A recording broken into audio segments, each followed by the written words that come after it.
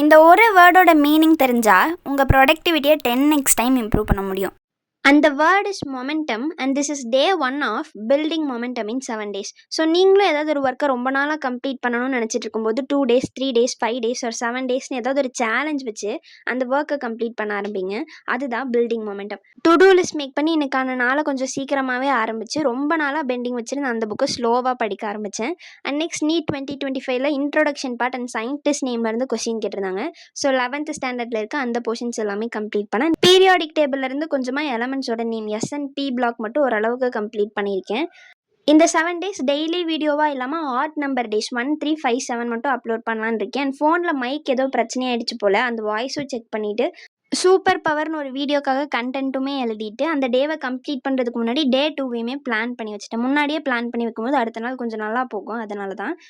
So நீங்களுமே இந்த மாதிரி மொமெண்டம் பில்ட் பண்ண ட்ரை பண்ணிட்டு இருந்தீங்கன்னா சப்ஸ்கிரைப் பண்ணிக்கோங்க. Let's shine together.